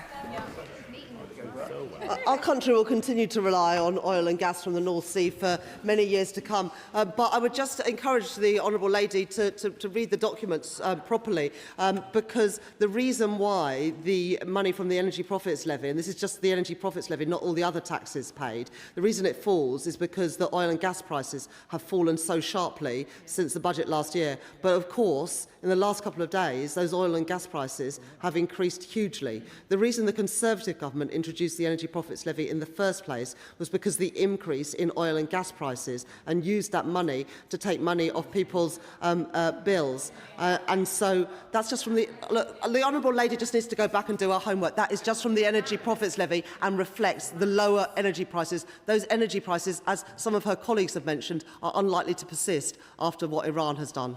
Callum Anderson. Madam Deputy Speaker, the OECD and the IMF have both recognised the importance of the government's fiscal discipline, which is important given the increasingly volatile global economic environment. Can she set out more actions that she is taking with others across government to control public spending so that the government can prioritise the long-term investments that boost our global competitiveness and dynamism and fulfil our defence spending requirements? Chancellor. I thank my honourable friend for that question. And by controlling public spending, we can get the cost of borrowing down. And we saw this in the most recent public finance numbers, which showed the biggest ever January surplus, biggest ever surplus on the government national accounts. And that means that we've got more money to spend on people's priorities because we are controlling spending and bringing in the tax revenue that is needed. That's the first time it's happened, and it's because the choices that we have made as a government. In room. Thank you, Madam Deputy Speaker. The Chancellor refers to opportunities young people deserve. However, hundreds of college students in my constituency of North Devon have spent days and weeks unable to travel to college due to flooding and rail closures. Can the government confirm that it will invest in their life chances by doing more to upgrading our transport infrastructure, especially our rural railway lines, such as the Tarka line in North Devon, because it's not working at present? I'm very happy to ask the Secretary of State for Transport or one of her ministers to meet with the honourable gentleman to talk about the specific issues in his constituency. We are committed as a government, as he knows, to increase capital investment by £120 billion over the course of this Parliament, because we know how important that infrastructure is, whether it's energy infrastructure to get down energy bills, rail infrastructure to get people to work, or digital infrastructure to make the most of the AI revolution. Damien Griffith. Indeed, Madam Deputy Speaker. Well, I recognise the wisdom of increasing budget headroom, and I very much welcome the record budget settlement the Chancellor has given to Welsh Government so that they can fund and improve public services. But to fund this, can she explain how she is ensuring that those with the most wealth pay their fair share so that our Welsh Labour aspiration of fairness you can feel becomes a reality for my constituents in Llanelli? I thank my, my honourable friend for that question. And I also want to take this opportunity to confirm that because of the choices in today's spring forecast, the settlement for the Welsh Government over the next 3 fiscal years will mean an additional £540 million RDEL and £15 million CDEL to spend on the priorities of the Welsh people. Specifically on ensuring that the wealthiest pay their fair share, that's something that is very important to me and to this government, which is why we've introduced VAT and business rates on private schools, why we've got rid of the non-dom tax status and are introducing a high-value council tax to ensure that it is those with the broadest shoulders who pay their fair share, and as a result we need to ask less from ordinary working people. Ben Lake. Small businesses form a critical role of the economy of places such as Ceredigion and Preseli, and as the Chancellor will know, increased energy costs has been a real pressure on the ability of small businesses to operate in recent years. And so can I ask the Chancellor, in light of the events of the weekend and the crisis in the Middle East, what consideration is the government giving to additional support to help small businesses meet the rising energy costs?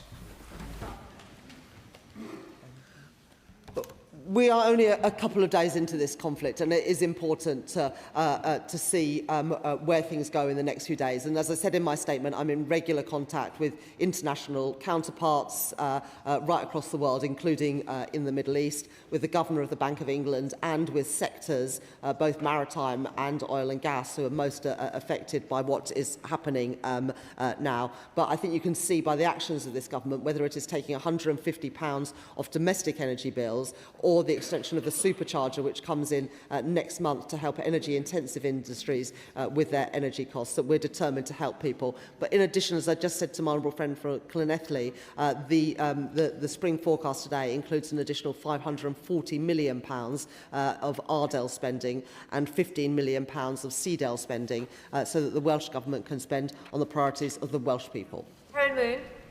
Whereas, Madam Deputy Speaker, through the National Wealth Fund and the Kernow Industrial Growth Fund, this Labour government has invested over £100 million into Cornish critical minerals and renewables, which in turn has unlocked vast sums of private sector investment. Does the Chancellor agree with me that it's precisely because of this government's careful nurturing of the UK economy that means that she can help unleash the Cornish Celtic tiger, and while opposition parties scurry around the TV studios trying to run down the UK economy, she's just getting on with the job of fixing the mess that they created? Chancellor.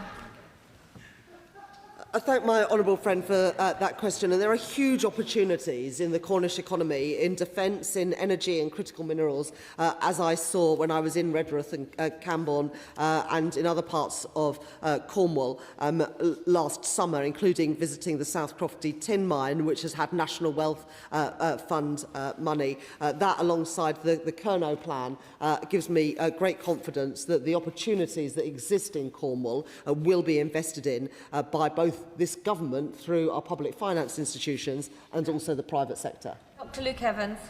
Thank you, Madam Deputy Speaker. And I want to raise the issue of the freezing of thresholds and the effect on state pension, because when the Chancellor did it in the budget, she told Martin Lewis that some people will be pulled into paying tax and won't have to pay small amounts of tax and won't have to do a tax return. Well, the updated forecast now says this year 600,000 pensioners will be brought into paying tax and going to 1 million by the end of this Parliament. So could she set out what the definition is of small amounts of tax and what the mechanism is she will use to make sure they don't have to do a tax return?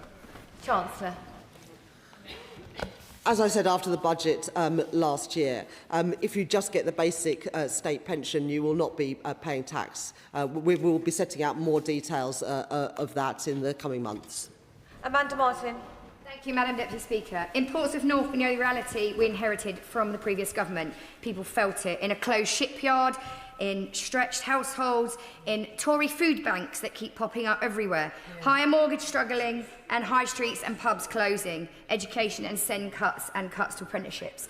I know many are desperate for rapid change, but I know and hope today that many can see from our statement we are on the right track. Retail sales rising, wages rising, 6 interest rate cuts, and defence investment backing jobs in my city, and a renewed focus on SEND and education apprenticeships.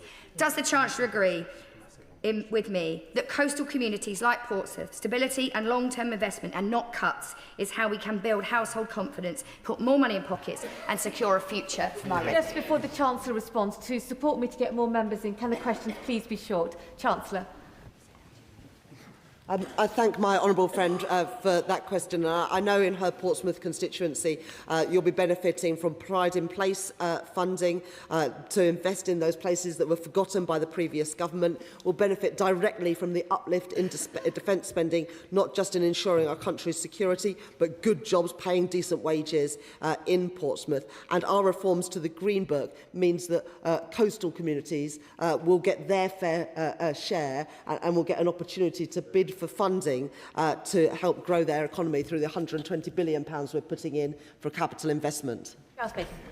Madam Deputy Speaker, if lifting the two-child benefit cap is such a moral imperative of this Labour government, could the Chancellor advise the House why it was that only 20 months ago a commitment to do so was entirely absent from the Labour Party manifesto, and why it was that 19 days after that election they withdrew the whip from 7 Labour MPs for the apparent crime of voting for that moral imperative. Chancellor. I've always been clear that any policies that this government will announce will always be fully costed and fully funded.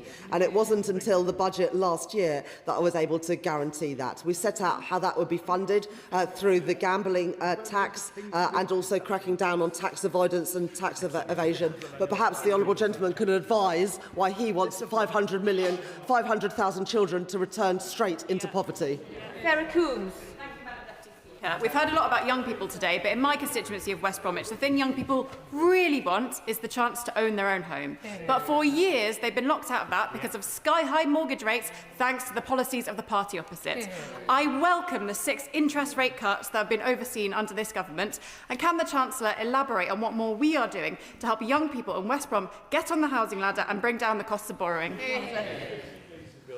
I know that families and young people in West Bromwich and across the country want to get on the housing ladder. That's why we've committed to build 1.5 million new homes in this Parliament. It's why we have returned stability to the economy, allowing the Bank of England to cut interest rates 6 times. And it's also why, in my Mansion House speeches, I've announced regulatory reforms to make it easier for banks and, crucially, building societies to lend more to first-time buyers, and they are doing just that. Madam Deputy Speaker, the Chancellor must be concerned that none of the good news she shared with us today is being felt by people in the real world. Inflation is down, but she will know that that doesn't suddenly make things more affordable. And interest rates are down, but she will know that millions this year, when their fixed rate terms expire, will lock into higher rate deals. Combine this good news with higher taxes, higher unemployment and a slowdown in growth, and it's no wonder that people still feel squeezed this year as they did last year. So my question to the Chancellor is this: if her plan is working, when will people actually feel the benefit? Chancellor. Well, every month since I've been Chancellor of the Exchequer, wages have risen faster than inflation. We've increased the national minimum wage and the national living wage to put more money in the pockets of the poorest people. And the interest rate cuts mean that, compared to when I became Chancellor, a typical family getting a fixed-rate mortgage will be paying £1,300 less a year. And the OBR confirmed today that GDP per capita will rise by 5.6% during the course of this Parliament. I recognise, though, that the legacy of the previous Conservative government still runs deep, and it will take a while for people to feel the impact of these policies, but I'm confident this will be the year that things start to turn around. Elsie Blundell. Serena Brackenridge. Madam Deputy Speaker, does the Chancellor agree that restoring confidence and hope for families in Wolverhampton and Willinghall is achieved by a stable economy, with borrowing falling, debt interest falling and inflation falling faster than expected, moving away from the chaos of spiralling mortgage rates to the stability of falling rates? Chancellor. Well, I was very pleased to spend some time in my honourable friend's constituency recently, where we met a family who are now able to get on the housing ladder because of those reduction in interest rates. And so instead of living with mum and dad, that couple and their young child are now able to get a home of their own. That's only possible because of the stability that we've returned to the economy, giving the Bank of England space to cut interest rates 6 times since I became Chancellor. Good. Thank you, Madam Deputy Speaker. The Chancellor claimed to be cutting debt, but she will know that the OBR Economic and Fiscal Outlook at paragraph 5.9 says public sector net borrowing is forecast to increase public sector net debt in each year by an average of £92 billion. So, to avoid misleading the House, will she correct the record? Chancellor. The OBR have revised down the level of debt in every year of the forecast. Elsie Blundell, are we ready? Thank you, Madam Deputy Speaker. I would like to thank the Chancellor for her statement and the decisions that she's taken to ensure the stability of our public finances so that we can improve our public services.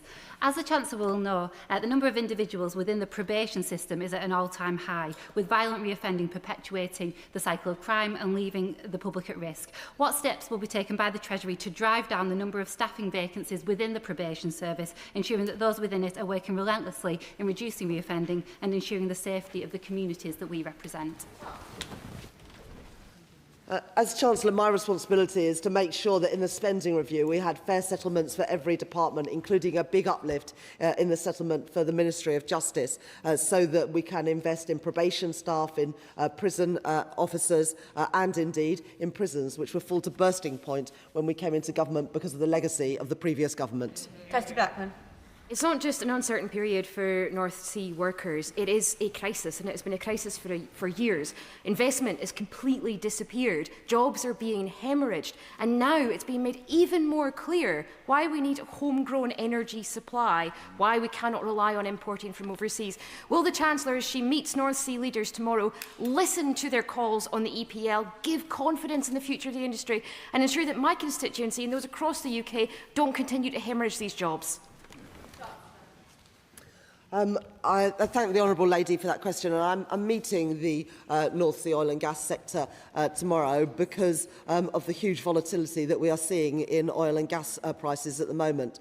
Since the budget, the OBR forecasts show a sharp fall in oil and gas prices, but of course we've seen some of that reversed in the last few days. That, if it continues, will put pressure on the bills that all of our constituents pay, and it is important that we get the right balance between taxing profits and also making sure that our constituents can pay to fill up their car and also pay their gas and electricity bills. Geldard. Madam Deputy Speaker, and I warmly welcome that the UK will now, thanks to these Labour choices, spend £3 billion less per year on debt interest by 2030. My constituents in South East Cornwall need to feel this in their daily lives, so will the Chancellor further outline how this unlocks the ability to tackle living standards rather than spending to service debt, and how this might support local infrastructure? We're currently spending £100 billion a year on interest payments on government debt. That's not reducing the government debt, it is just the interest on government debt, and that's 1 in every £10 of what government spends. I think there's better ways to spend that money, which is why I'm determined both to start bringing down the debt, but also, crucially, to reduce the interest payment on that debt. And the OBR confirmed today that next year we're going to spend £4 billion less on interest on government debt because of the decisions we've made to return stability and give confidence to investors. Andrew Morrison. The statement began really well by outlining the desperate international situation and by praising our armed forces. But does the Chancellor agree that her remarks would have been all the more credible if she had announced that the dither and delay that has plagued defence spending over the past 18 months was brought to an end, and that she had set a date for the publication of the much delayed defence investment plan? I think it's a little bit rich for the Conservatives to talk about dither and delay when it comes to defence spending. They had 14 years and defence spending fell as a share of GDP. We are increasing it, the biggest uplift in defence spending since the end of the Cold War, and that is the right decision in light of the challenges it faced. But frankly, if the Conservative government had made those choices sooner, we might not be in such a position today. John Grady. Thank you, Madam Deputy Speaker. I welcome the Chancellor's commitment to reducing government debt and the 95,000 children in Scotland being lifted out of poverty, and the revival of Glasgow's military shipyards, where we will build Labour boats, unlike S&P boats, which will work and have real windows. But would the Chancellor of the Exchequer agree with me that despite over £11 billion extra for the Scottish Government, it is an absolute disgrace that NHS waiting lists in Scotland are at a record level and standards in schools are falling? I thank my honourable friend for that question. 95,000 children in Scotland will be lifted out of poverty, and today we've been able to announce a further uplift in the budget available for the Scottish Government. I think we can only hope that it's a Labour government, not an SNP one, that has the chance to spend that money. Otherwise, I fear more increases in NHS waiting lists, worse results for kids at schools, because that is the SNP legacy. Lockhart. Madam Deputy Speaker, the Chancellor calls this the right plan, but for who? For farmers being taxed to death, waspy women who are still waiting for justice, for small businesses and hospitality firms barely surviving, for hard-working childminders who are set to lose their 10% tax allowance. With energy price rising excessively because of the escalating conflict involving Iran, families and businesses are already worrying about heating their home or filling their cars. They've heard absolutely no hope, nothing today. What they see is soaring public spend on housing and support for asylum seekers, unachievable and expensive net zero spend, while their own bills are rising. When will this government put hard-working British families first? Well, it was a Northern Ireland Executive who came to us asking for additional money this year to fund their priorities, which we have given, and also in today's settlement an extra £380 million in day-to-day spending and £10 million in capital spending for the Northern Ireland Government to invest. If the Honourable Lady doesn't want that money, I'm sure other parts of the country would. Catherine Atkinson. Thank you, Madam Deputy Speaker. Derby will be the home of Great British Railways, which, with rail continuing its journey back into public ownership, will be focused on serving passengers rather than profit. Under the previous government, rail fares rose by 60% between 2010 and 2024, and now, with Labour, they are frozen. Does the Chancellor agree with me that bold measures like this to tackle travel costs will help bring down the cost of living? I was really pleased in the budget last year to announce the plan for Derby alongside my honourable friend and her neighbouring MP in Derby, as well as the Mayor of the East Midlands. Derby will benefit from hosting Great British Rail in the way that we will all benefit from better train services under Great British Rail, and Rolls-Royce will benefit from higher defence spending and higher energy spending, including on small modular reactors, bringing more good jobs, paying decent wages to Derby. Thank you, Madam Deputy Speaker. Blairite policies told 50% of my generation to go to university. And looking back at the conversations, rarely did anyone ever talk about who would pay for these students to go to university, and then how the jobs market would then take on this amount of graduates. Now, it's clear that the student finance system doesn't work at the moment. And the goalposts keep shifting with government policies. I think there is a cross-party view that something does need to be done about this. So does the Chancellor view this as a serious issue, and what does she plan to do about it? The view of the electorate just 18 months ago was that it was time to get rid of the Conservatives because of the broken system that they had left, whether it was student finances, the NHS, our prisons, our schools that were crumbling, and as a result, he's sitting on those benches, and I expect it will be for many years to come. Finger. Thank you, Madam Deputy Speaker. Does my right honourable friend agree with me that we saw from the Shadow Chancellor's performance that the number of times that a politician points their finger is often inversely proportional to the number of valid points they make? And the valid points that really matter to my constituents in Rugby and the surrounding villages are that there have been 6 interest rate cuts under her chancellorship, inflation is coming down, we have the highest growth of the European nations in the G7, and far too much more to mention here, Madam Deputy Speaker. It was a real pleasure after the budget last year to join my honourable friend at a community centre in Rugby, where I was able to talk to his constituents about the benefits of the £150 cut in energy bills. But the conversation I remember most of all in my honourable friend's constituency was with a woman who had lost her husband just 6 months before. She had 4 children and would benefit because of the changes that we had made by getting rid of the 2-child limit. That's a conversation I won't forget, and it's the difference that we are making as a party in government. Ian Amos. Thank you, Madam Deputy Speaker. Monkton Elm Garden Centre, with its 400-cover restaurant employing 120 staff, have been hit by a £70,000 increase in their business rates this year as part of a £178,000 cost put on by the last budget. What they would like to know from the Chancellor is if the government won't accept the 5% cut in VAT that Liberal Democrats would fund from a tax on bank levies, by the way, not from cutting services, would the Chancellor nonetheless nevertheless extend the 15% discount to pubs on their business rates to restaurants and give our local businesses the support they need and give everyone the boost they want to see in our economy. Thank you, Madam Deputy Speaker. As the honourable gentleman knows, we are currently conducting a review of how the Valuation Office calculates business rates, including for our hospitality sector. But the last time the Liberal Democrats were in office and they had a choice over VAT policy, they increased it from 17.5% to 20%. So I'm not really sure why the public should believe that this time there's somehow going to be different. Graham Downey. Deputy Speaker, and can I thank the Chancellor in her statement for acknowledging the incredible contribution of the workforce at Rosyth in the rollout of the Type 31 frigate just last week. And I also thank the Chancellor for the ongoing investment in energy infrastructure, particularly as we see increasing challenges in the Middle East coming towards energy bills. Can I ask her, as she has done up to now, to make sure that we keep an eye on that situation with energy bills and that we're making sure we're investing wherever possible for our future energy security, but also to help people in the short term where necessary?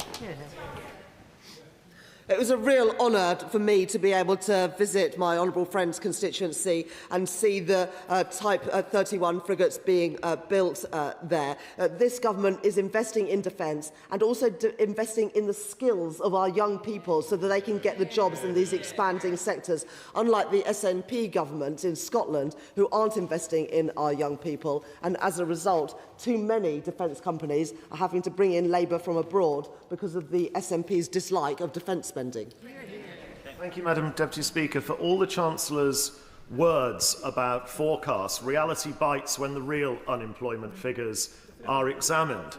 5.2% today, the highest point since the pandemic, and youth unemployment at a considerable high. So instead of relying on forecasts that are never, ever right, how many more people need to lose their job? And how many more young people need to go without one before the Chancellor accepts it's her policies that aren't working? Well, the previous government presided over a 113,000 increase in young people not in education, employment or training, and the number of youth apprenticeships was cut by 40%. So why does the honourable gentleman think that unemployment amongst young people is a challenge? Because of the decisions that the previous government made. That is why we are putting over £800 million into a youth guarantee. It's why we're putting more money into further education that his government failed to do, and it's why we're expanding the number of youth apprenticeships. We recognise there's a challenge. The difference between our party and his party is that we're doing something about it, and they never did. Thank you very much, Madam Deputy Speaker, and I thank the Chancellor for her statement and welcome the OBR forecast that unemployment will reduce to 4.1% by the end of the Parliament. No doubt driven by excellent policies like the Youth Guarantee and the apprenticeship reforms. The NEET rate does remain stubbornly high, though, in the UK. So may I urge her to target any additional headroom that may be available to help more young people into work and training? Investing in young people is good for them, it's good for society, and it's also good for the UK's finances. It's also the best way to reduce our welfare bill in the long term. Well, this government is investing in young people, whether it is ending the two-child limit, investing in further education that was neglected by the previous government, increasing the number of young people who can go on to study apprenticeships, or indeed the youth guarantee worth more than £800 million. But as I said in my statement today, we do want to do more to tackle the legacy that was we inherited from the previous Conservative government to ensure that more young people get the opportunity of work, training or a college place. Thank you, Madam Deputy Speaker. Given what's happening in the Middle East at the moment, there's a concern that petrol and diesel prices will spiral up. If that happens, so too will taxation revenue on fuel. Can she commit today to keep taxation revenue at its current level, thereby reducing tax on fuel to help ease any future cost of pressure? I think you can see from the policies that we've introduced over the last year that we're determined to address the cost of living challenges that we inherited from the party opposite, whether it is freezing rail fares, freezing prescription charges, extending the 5p cut in fuel duty until September this year, or indeed introducing Fuel Finder so that we can have better competition in amongst forecourts to bring down petrol and diesel prices. But of course, as I said in my statement, we're carefully monitoring the impact of what is happening in Iran and the Middle East, and we'll do everything in our power to ensure that working people do not pay the price for that conflict. Collins. Thank you, Madam Deputy Speaker. Now, we know that the volatility of oil and gas prices have driven the high cost of living over the last decade. And we also know that renewables cut the wholesale costs of electricity because it reduces the amount of time electricity prices are driven by gas. So does the Chancellor agree with me, given the inevitable impact of the events in the Middle East, that our drive for clean energy is the right thing to do both for bills and for the economic stability, and that the people who are advocating continual reliance on oil and gas and not investing in clean energy are actually committed to higher bills and committed to our continued reliance on foreign instability? Chancellor. Oil and gas are going to play an important part of our energy system for many years to come, including oil and gas that come from the North Sea. But we do need to improve our energy security. That was the lesson from Ukraine that this government are addressing by investing in small modular reactors at Sizewell C, but also in wind farms and solar farms, because we have got to wean ourselves off foreign oil and gas and prices that are dictated by international markets. That's why we are investing in clean energy, and what we're seeing unfold in Iran and the Middle East at the moment shows how necessary those policies are. Thank you, Madam Deputy Speaker. A large economy of my constituency of Stratford-on-Avon depends on hospitality, tourism and our independent high streets. Pubs, cafes, arts venues, restaurants, hotels are telling me that they are being squeezed from every direction: higher employer national insurance, rising energy bills and uncertainty over business rates relief. Does the Chancellor understand the cumulative damage this is doing to communities like mine, and will she commit today to proper business rates reform and targeted support for hospitality and leisure?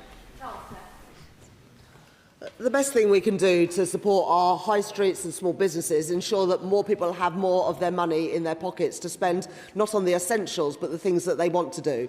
That's why we're taking £150 off people's energy bills. It's why we're frozen prescription charges and also freezing rail fares as well, so that people have got more money to spend on what they want to do rather than just on the essentials, including in local shops in her constituency. Exchequer.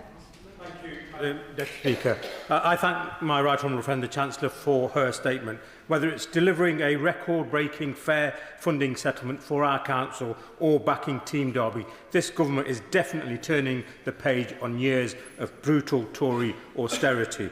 However, many in our city still feel left out and left behind because of the depth of those austerity cuts. Will the Chancellor work and give every neighbourhood the tools they need so every place is a place decent to live in?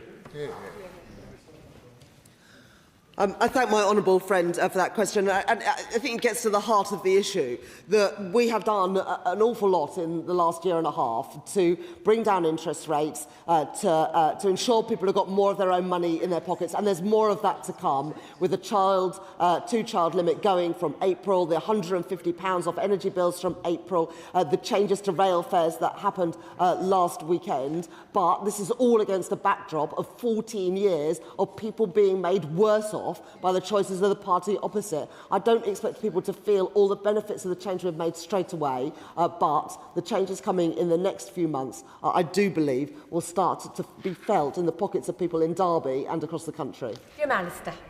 The government wants growth. We all want growth.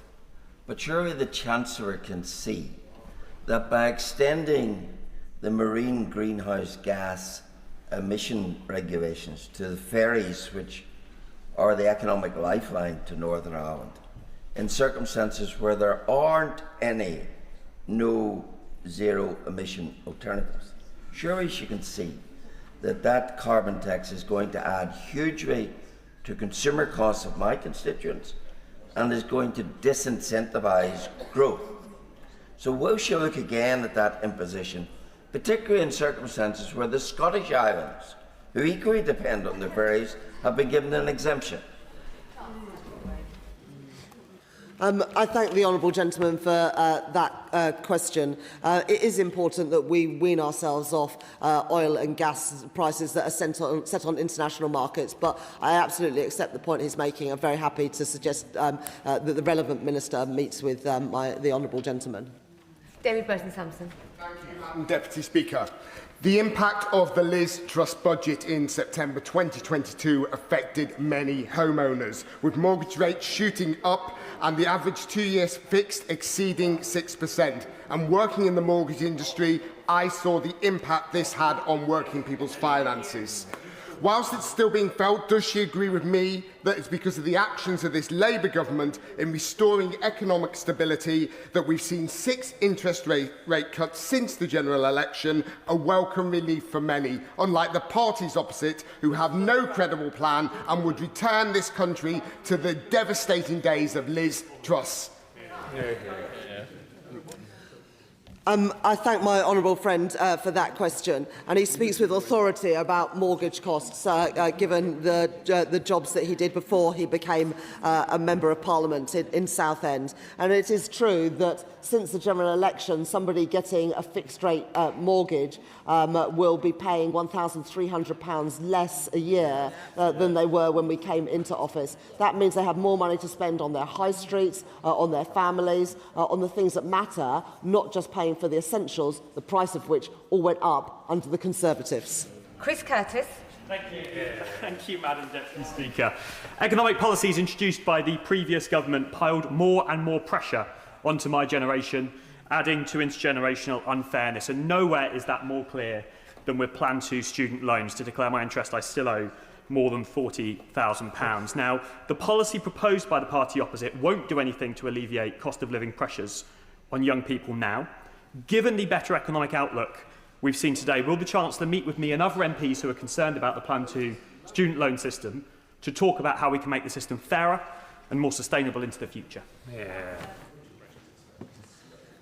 I thank my honourable friend for that question. To help the generation that he speaks about, we've introduced the Renters' Rights Bill, and we're also bringing down interest rates and inflation, which makes it easier to get on the housing ladder, but also, of course, crucially, reduces the interest rates on both Plan 2 student loans and other student loans which were frozen for 10 years, the threshold, under the previous government. Alex Borras-Curtis. Andrew, I'm so sorry. I was staring at you and thinking of them. Go for it. Accepted, Madam Deputy Speaker. Madam Deputy Speaker, on days like this, I'm particularly grateful that NHS waiting lists are falling, because although it seems a long time ago, I was very concerned watching the Shadow Chancellor about his blood pressure. And he's no longer in his place, but I hope he has gone to get his blood pressure checked. And I think it's important that we take a breath and actually look at what the economy is doing. Borrowing is down, inflation is down, and headroom is up. So can I ask the Chancellor to say that I particularly welcome the news from the OBR today that investment in housing as part of the economy is up? And does she agree with me that we need to continue to invest in housing to make sure that people's aspirations to buy their own home are supported by this government? Thank you very much, Madam Deputy Speaker, and thank you to my honourable friend for that question. He was worried about the Shadow Chancellor's blood pressure. But frankly, I was worried about his future employment prospects. NHS waiting lists are falling because of the money that we have put in, but he makes the point about overall investment in the economy as well, and investment in the UK. After lagging behind pretty much every other advanced country in the world, we've had the fastest investment growth in the G7 since the general election here in the UK. Final question, and what we've been waiting for Christmas. Thank you, Madam Deputy Speaker, and I thank the Chancellor for her statement about 2 hours ago. Fortunately, Madam Deputy Speaker, my Shakespeare quote for the day is that brevity is the soul of wit, so I'll be very, very quick. We know under the last government that national debt soared and that £1 in every £10 is spent servicing that debt. What difference can we make to public services in Harlow if we can spend less on debt repayment and more on those services? Well, it's not Shakespeare, but I always say save the best till last. So I would just say to my honourable friend for Harlow, if we can spend less money on paying the interest of debt, we've got more money to spend on our NHS, on our defence and on keeping taxes down. And that is only possible if you return stability to the economy. And what the forecast from the OBR show today is that we have the right plan. Inflation and interest rates coming down, government borrowing costs, government borrowing and government debt on a downward path.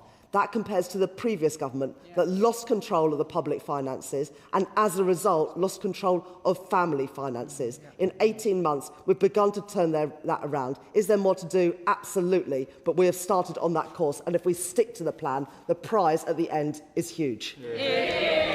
That is the end of the spring forecast. I'll allow the Chancellor on the front bench a moment to shuffle over. I've just got to rush and do so. I'll be right back.